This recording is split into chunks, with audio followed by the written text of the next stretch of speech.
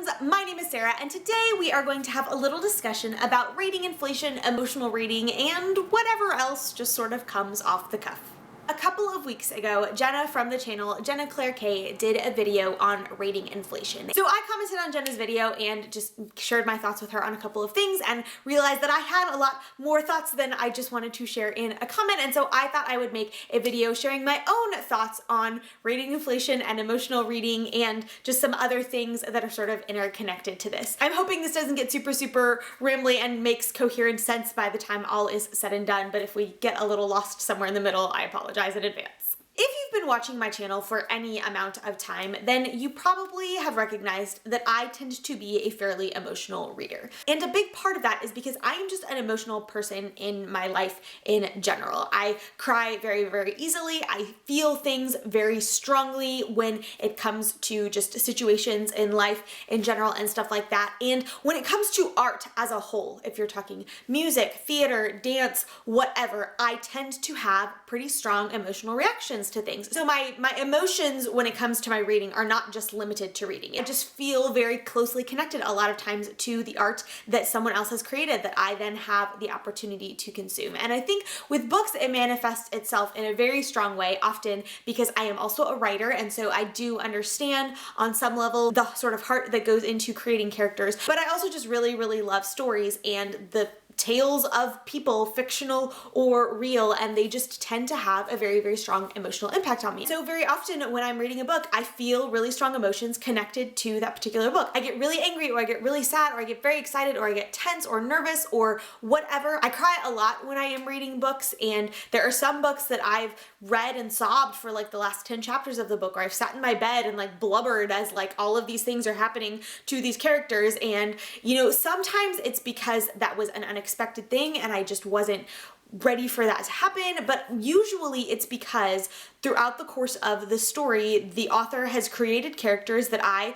feel a very strong connection to, that I really love and care about, and then something, be it terrible or really great or whatever, happens to a character and I just get emotional. I will fully admit that sometimes those emotions do affect the rating that I give a book. I did a video a couple of months back on how I rate books and sort of detailed what a 1-star versus a 2-star versus a 5-star, etc. book is for me, so that you guys sort of could get an idea of what that means to me, because the star rating system is so subjective in general. And I will link that video in the card symbol above in the description below if you haven't checked it out. But one of the things that I mentioned in that video that has the ability to skew ratings one direction or another is this thing called the Emotional Hangover Recovery Time Index, which is a term that was coined by my friend Sweeney, and it basically refers to situations where the emotions that you feel for a book when you finish it are so strong one way or another that they bump the rating up a star or a half star, or down a star or a half star if it's the case of like anger or something like that. And the thing I said in the video that makes the Emotional Hangover Recovery Time Index such a big thing is that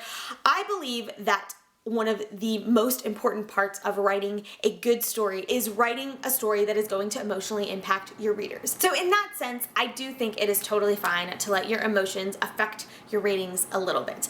I do, however, think it can go too far in one direction, to the point where just because you feel something, you're giving all of the books 5 out of 5 stars or whatever. So to mitigate that in my own personal reading, what I try to do is take at least 24 to 48 hours before I give a definitive rating for a book. And so I will usually give my initial thoughts right when I finish it, and I mark it as read on Goodreads, and I'll say, you know, I'm thinking maybe 4 stars, we'll see, full review to come. And then I usually give myself at least 24 to 48 hours to sort of ruminate over the book and to sort of sort through and process my feelings about it, particularly if I felt very strong about a book. And then I will go back and write a full review and share more of my thoughts and things like that. What I found that does is it allows me to step back a little bit from the feelings that are associated with a book and allows me to look a bit more objectively at the story as a whole, and to sort of go through and go, was I really feeling all of these things throughout this whole story, or was it just the last 50 pages or the last 100 pages or whatever?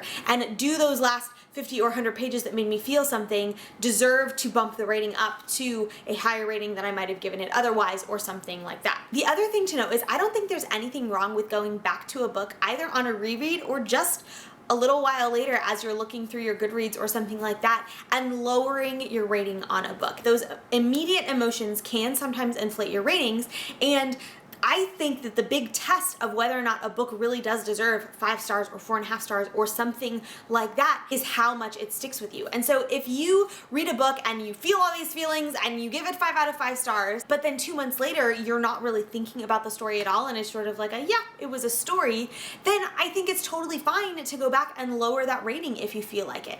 In the same way, I think it is perfectly fine to initially give a book maybe 4 stars or something like that, but then maybe 2-3 months later you're still thinking about that book and you're still sort of mulling over the stuff that it brought up and the themes or questions that it sort of posed and stuff like that, and then go back and say, you know, actually I'm still thinking about this book 3 months later and I think that deserves 4.5 stars or 5 stars or something like that.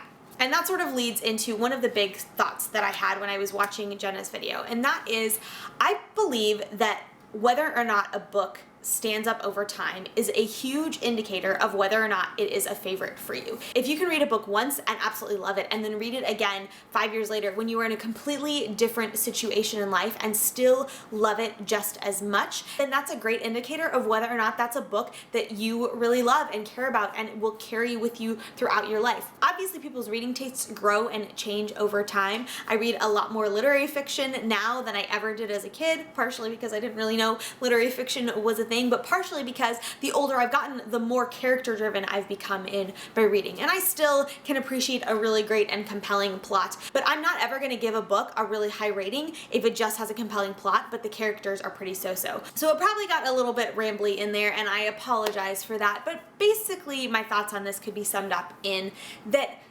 emotions are part of the reading experience. There is no way to disconnect yourself completely from the emotions of a story that you are reading and experiencing. I think an author deserves props for tapping into those emotions and making you feel something, be it anger or sadness or happiness or whatever it is as you are going through that story. And the thing to remember about the star rating system is that it's completely subjective. There is no rubric or objective way to say this is a better piece of literature than this is. Yes, you can study the minutia of actual sentence structure and look at the arc of the story and, you know, just sort of look at the different things that people who study story structure can sort of give you to more objectively rate a book, but there's no actual objective scale that says this is good literature and this is not good literature. There is always going to be some level of subjectivity to it. But again, it is 100% fine to read a book and experience it and love it and then come back to it later and realize